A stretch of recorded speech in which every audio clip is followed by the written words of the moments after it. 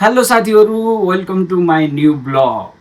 साथीहरू, म आज मेरो फर्स्ट ब्लगमा हजुरहरूलाई सब कुरा भन्नेवाला छु। सबै मतलब म यो भिडियोमा आउनभन्दा पहिला अनि के गर्थे अनि अगाडि के गर्छु। अगर हजुरहरूलाई यो भिडियो पुरा हेर्नुभयो भने मेरो कहानी थाहा हुन्छ। त्यस हुनाले हजुरहरूले यो भिडियोलाई पुरा वाच गर्नु होला है। तो नमस्कार साथीहरू, म दीपक परियार। बेसिकली म नेपालबाट बिलोङ गर्छु अनि आज भारतमा 20-25 वर्षदेखि बसिरहेको छु। अनि साथीहरू, यो भन्न चाहन्छु कि म आज फर्स्ट ब्लग किन भनेको भने मैले भिडियो त धेरै बनाएर हालेको थिएँ, पर मैले मेरो आफ्नो पहिचान दिएको थिइनँ। त्यही भएर म हजुरहरूलाई आज बताउन गएको छु। भन्छ कि अझै एकचोटि भन्न चाहन्छु, म नेपालबाट बिलोङ गर्छु। मेरो गाउँ नेपालमा पहाडमा, सुन्दर पहाडको बिचमा बिरगा भन्ने मेरो गाउँ छ। अनि बाजुमै मेरो श्री आलमदेवी मन्दिर छ। बस म त्यहीँको जन्मस्थल हो।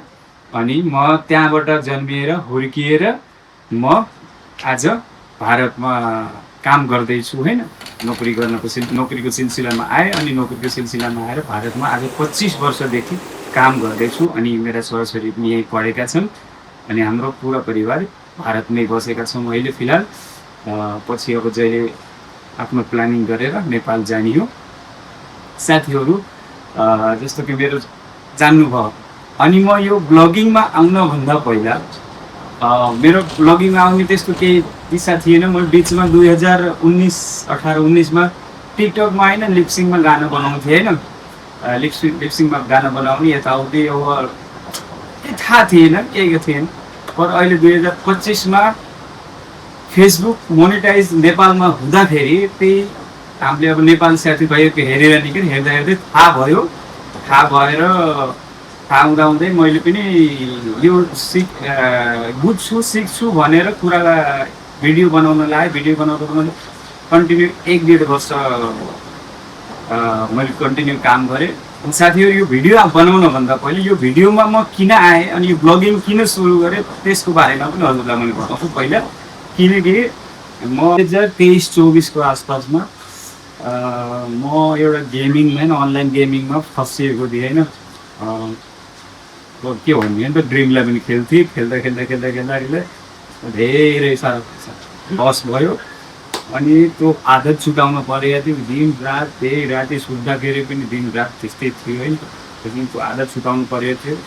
अनि साथमा मलाई अब कतिखेर माइन्ड फ्रेस गर्नलाई अब त्यो गेमै यस्तो थियो, जितिन्थ्यो हारिन्थ्यो नि, कहिले लस हुन्थ्यो कहिले लसै धेरै भयो। त्यस हुनाले अब त्यो गेमै छुटाउनु परेको थियो किनकि धेरै नोक्सान भएको थियो।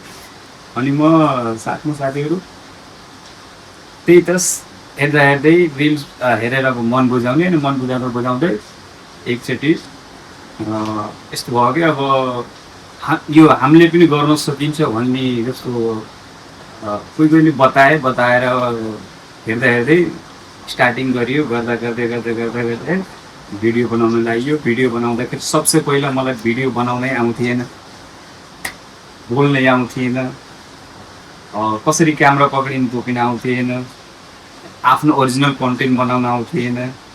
अनि साथीहरू, मेरो ब्लगिङमा कुकिङको आउँछ होइन, जो मैले काम गर्छु त्यही देखाउँछु त। त्यसमा कुकिङको आउँछ अनि थोडा टाइम पास फ्यामिली जस्तो आउँछ, थोडा एन्टरटेन आउँछ, थोडा फनी टाइप आउँछ। अनि विशेष गरेर म गाडी घुडाइ गरेको छु त्यो पनि भिडियो आउँछ। यो अहिले धीरे सिक्दैछु। सिकेर अनि आज हजुरहरूको सामने मैले आफ्नो परिचय दिएको छु। मेरो परिचय कस्तो लाग्यो अनि म अहिले फिलहाल भारतमै मुम्बई बसेको छु।